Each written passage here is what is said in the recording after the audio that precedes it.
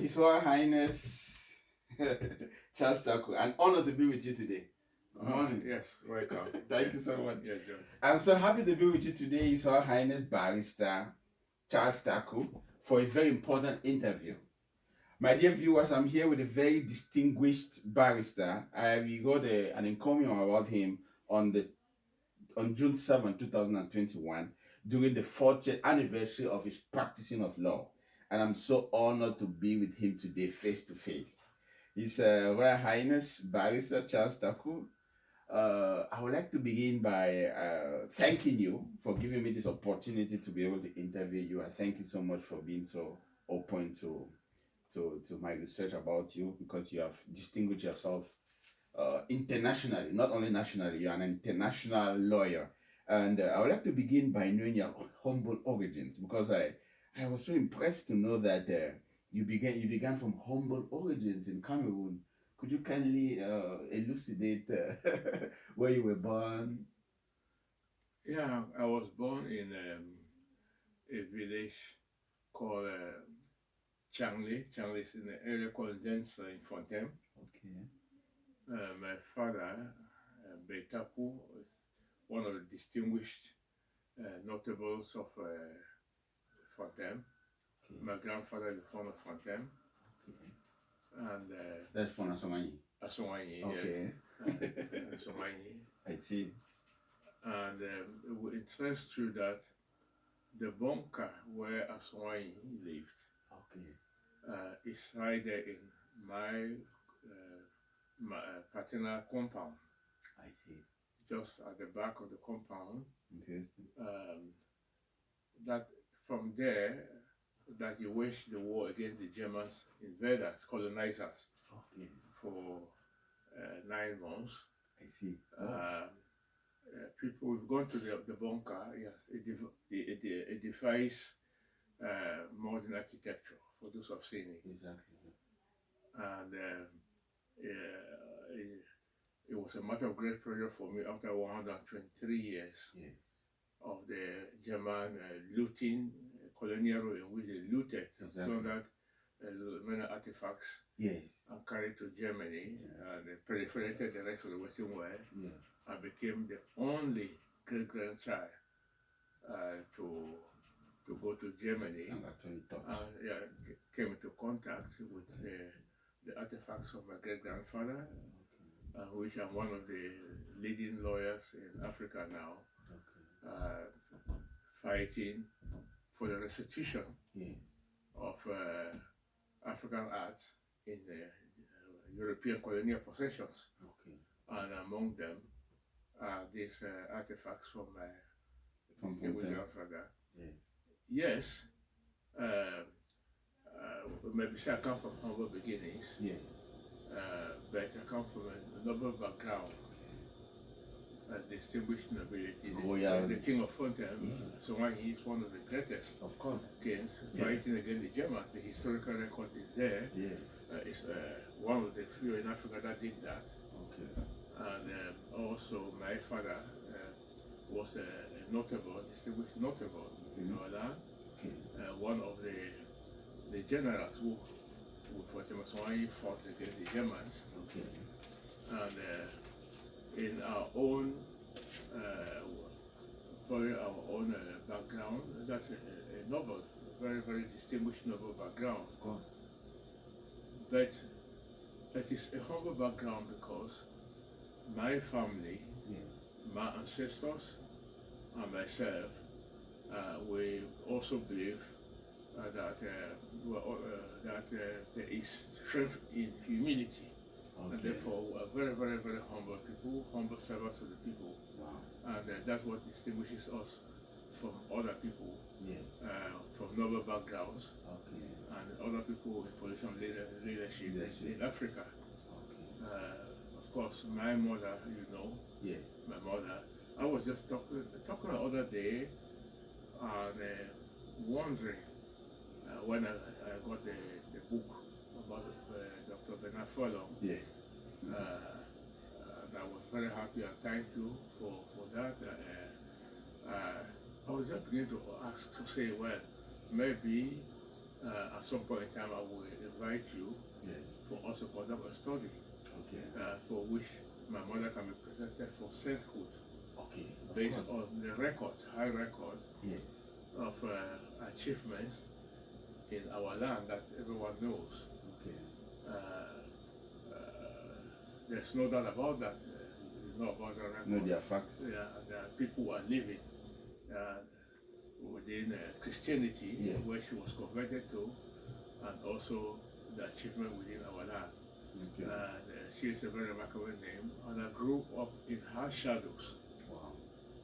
To the extent that if I'm confronted with a problem, she died about 20 years ago. If I'm confronted with a serious problem, and I meditate and pray and ask myself, what would she have advised if she were alive? When I get the answer, I implement the decision, and it's always right. You see, so she's interceding for you? Absolutely, there's no doubt about it. Absolutely no doubt. So, dear viewers, our highly distinguished Barrister Charles Taku Fuatabong, I forgot to tell you guys, has a Bachelor of Law (LLB). He has a Masters of Law (LLM). He has in the field of study of international law and legal studies from the University of London. As I wrote in the encomium, which I published in 2021, he's an erudite and highly distinguished barrister at law, advocate for the poor. That's very important to mention. The weak and the vulnerable, such as the pro bono case he did for exploited CDC cases. And then reliable and intrepid senior advocate for justice for the abuse subjected to members of the Cameroon Bar Council for many years. He's also the head of chambers at Taku's chambers, Lead Counsel, UNICTR, also a Lead Counsel at the Special Court for Sierra Leone, interesting, and Counsel as ICC, Honorary Member of the law firm of Angus, Gloag, and Jonathan Goodman and Co. Humble chain breaker. We're going to discover that today. Emeritus President of the International Criminal Court Bar Association, and a member of life of the Governing Council of the African Bar Association, celebrated Cameroonian International Lawyer, illustrious Lead Counsel for the International Criminal Tribunal for Rwanda, Special Court for Sierra Leone, International Criminal Court, and so you see he has a lot of caps. So I want to go back to when I was doing the research about you. There's this interesting anecdote of lawyer Foretier who inspired you. Could you narrate to us what happened that day in the court? Well, that was in 19. Honorable B.T. Foretier is one of the most distinguished lawyers we've had. I see, in Cameroon. He was a strategist to the core. He did not say more than what was necessary to say, but what he said carried weight. When I was called to the bar and I did my pupillage under him. 1981. Yes. April. Yes, 14th of April. Tuesday. And we prepared the case together. He put me down and we prepared the case. And he kept on telling me, look, as far as concerned, there's no learning period. And we prepared the case. And when you go to the courtroom, you say, always be ready. And then as for appearances, he announced the appearances. And to my surprise, he asked me to stand up, to get up. And I got up and implemented all the strategies we prepared together, the argument prepared together. I had the right composure. I did not try to be someone else. Just myself. Yourself. Important. And at the end of the case, the Chief Justice invited me to chamber and asked, called for it. I said, yes. Oh, this young man is marvelous. I haven't seen him previously.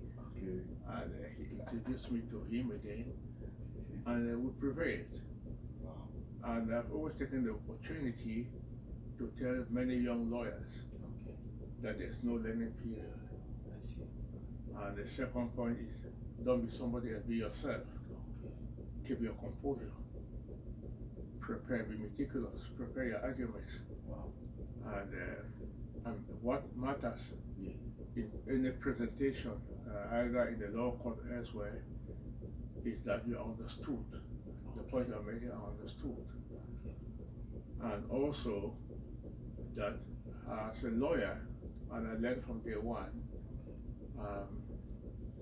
you should try to get the attention of the court, but also to control the court. Okay. How do you do that?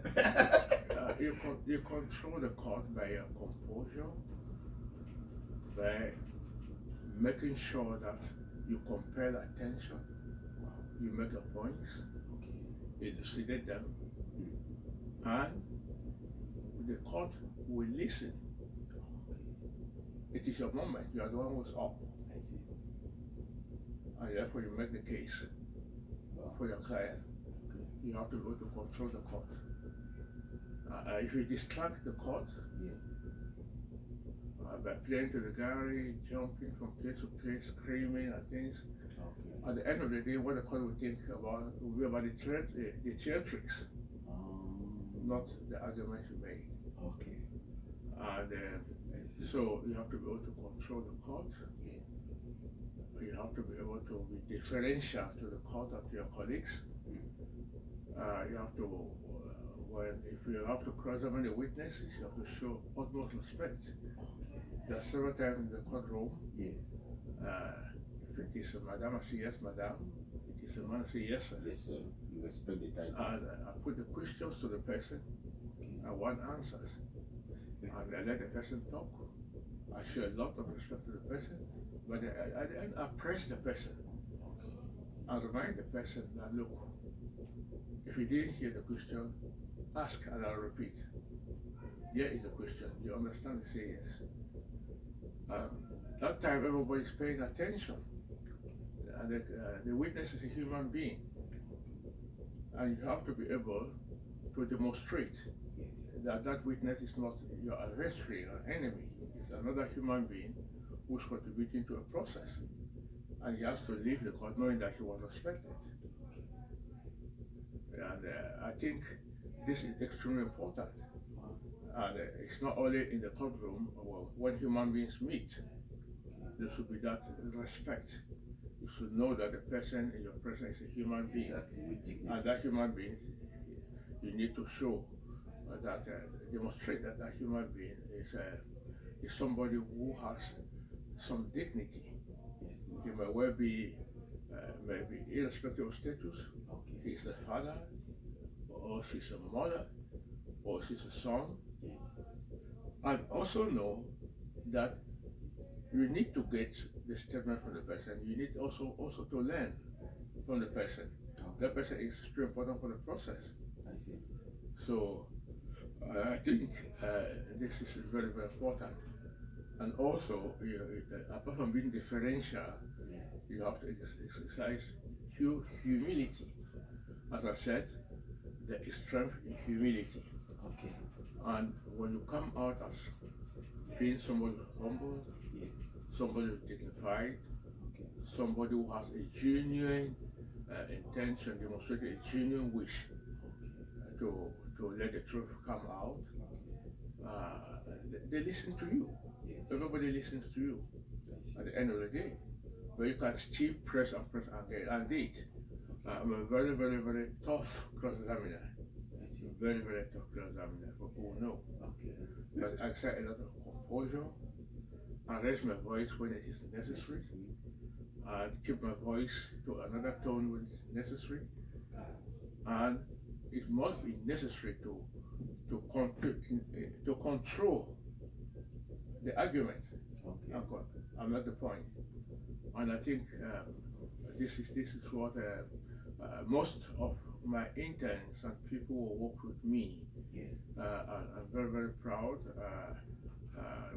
Going back to 40th Anni, there's no learning period. As I come, I put them there. There's a young man who came from Czech Republic to the International Criminal Court called Thibault.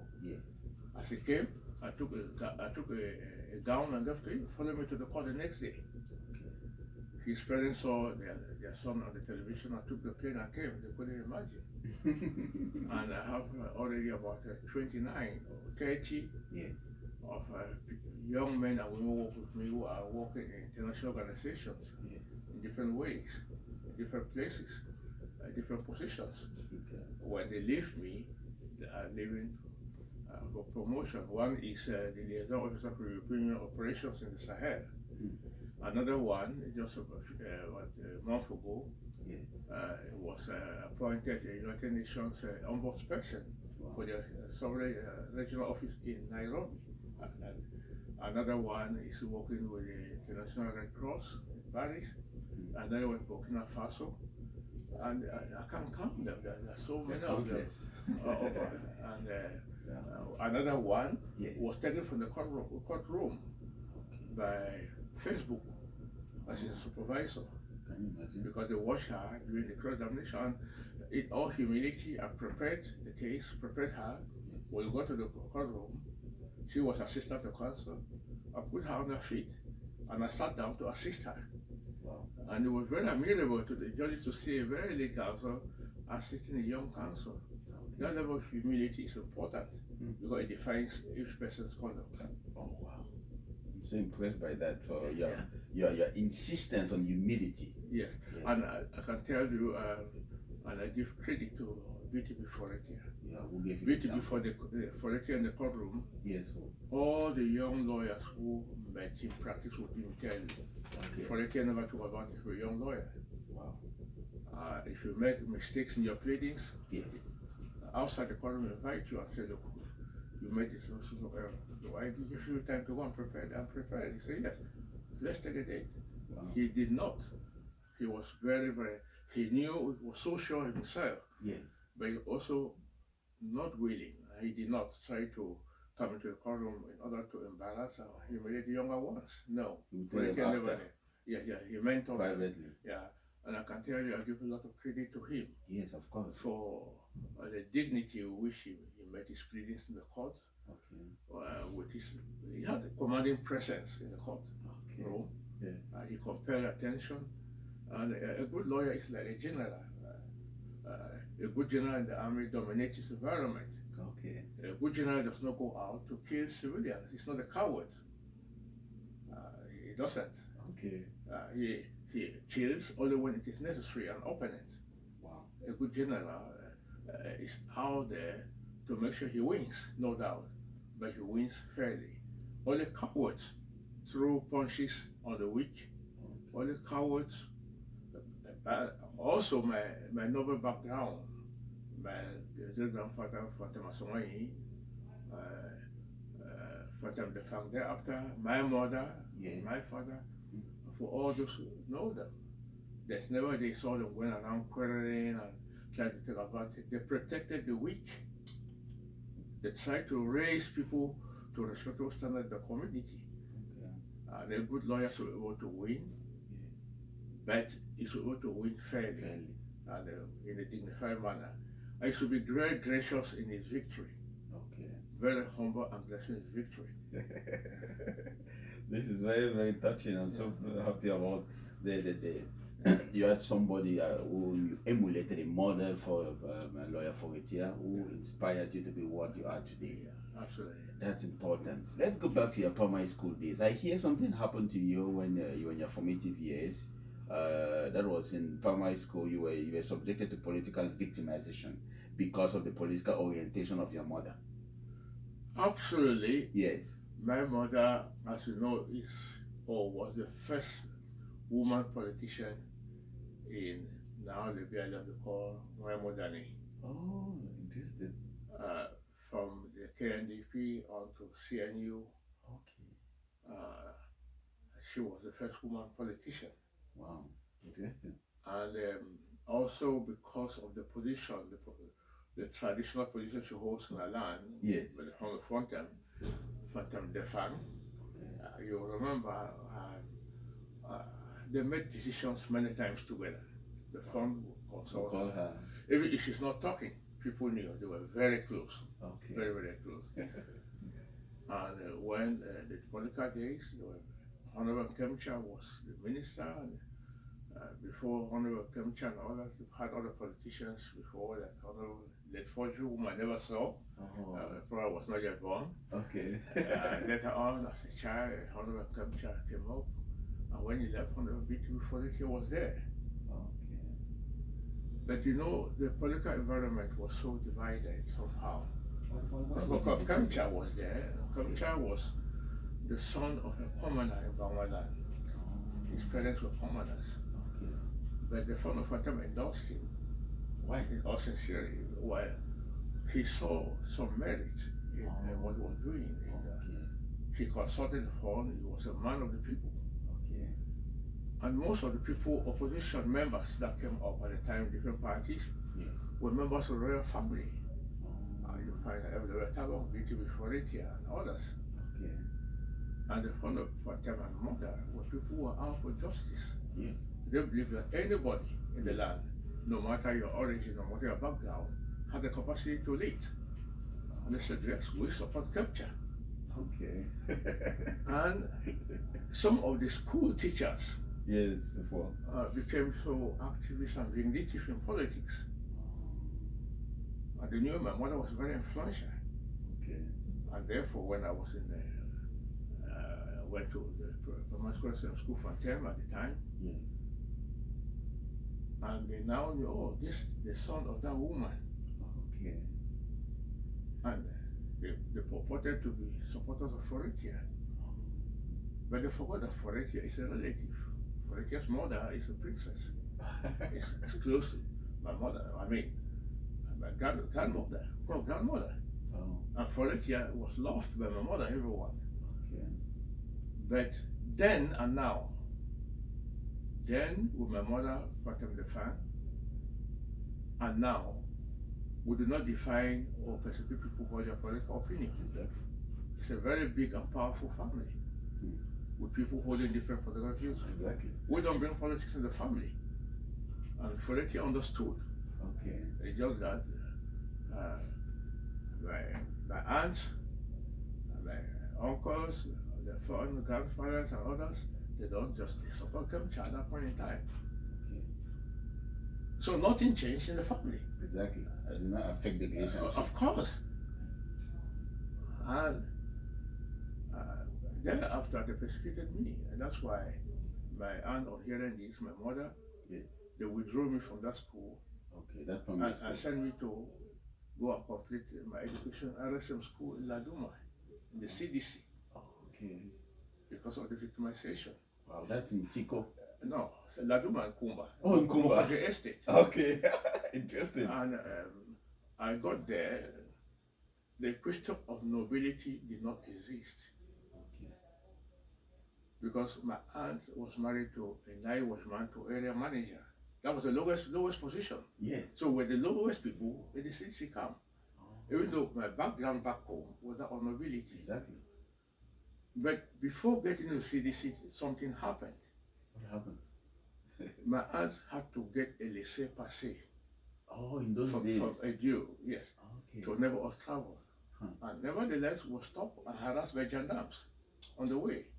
Why? Because they knew she was coming from. Well, you know, your background as a woman from the English-speaking part, your life, you are not used, people are never used to this type of life. Exactly. And take note, we had a Jew before. Okay. And the first Jew we had, Nchumbonga. Yes. He was the most respectable person we had. And it was an English-speaking... Of course. Okay. A different type of administrator. Wow. You see, in public events, yes, the founder of them is sitting ahead. He's sitting in the crowd. Wow. But he was highly loved and respected till date. Nchumbonga, that was his name? Yes, Nchumbonga. Okay. His name is written in the annals of our history as a very respectable man. His children went to school with us. Okay. He was a good man. Wow. We never knew the type of brutality we saw after him. Okay. There was no laissez-passer. Okay. But when he left, the operation started.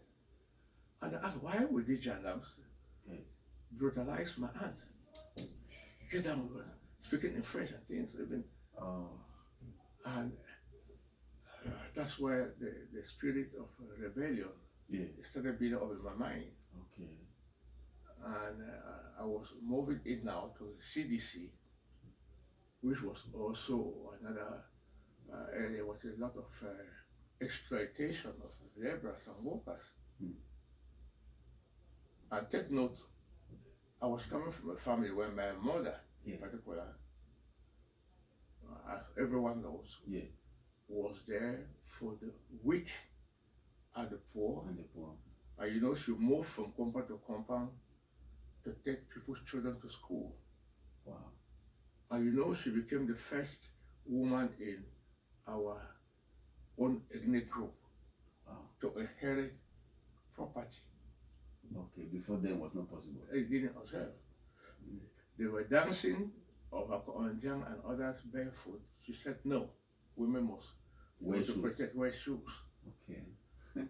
And she also know that she mobilized the women and the people to build the health centers.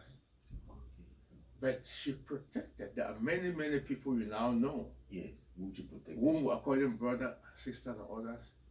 But they didn't come from the same womb. She took them to school. She made them went to school.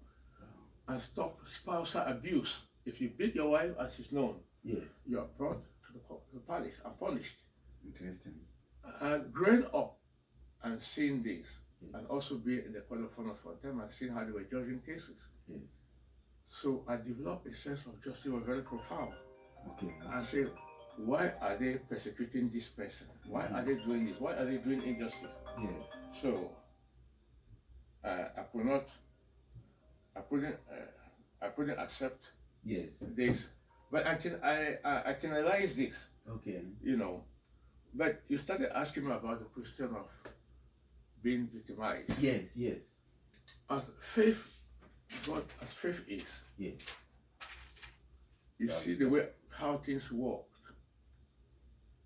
While I was still in primary school in Laduma, one of those teachers was transferred to Laduma from school in Fontaine. And we met. But although he didn't stay for long, he left and went. I see.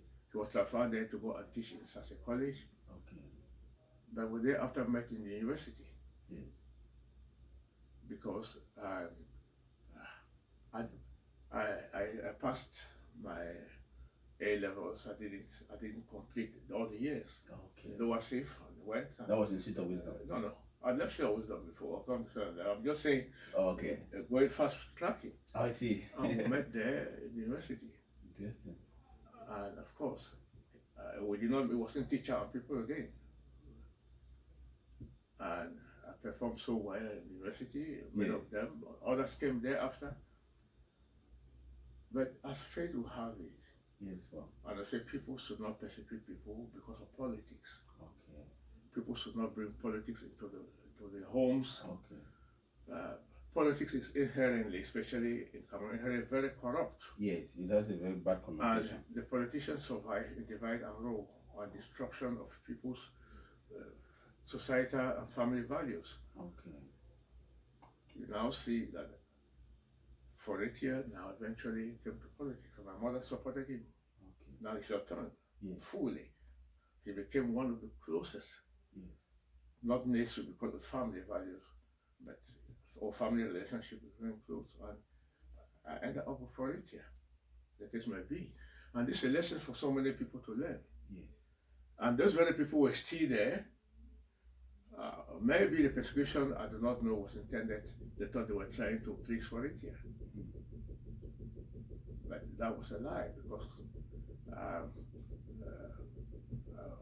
it did nothing. I was still there with 40th Anni at the time. I was the one who was there. Exactly. So there are so many lessons we learn in life that we should treat people fairly.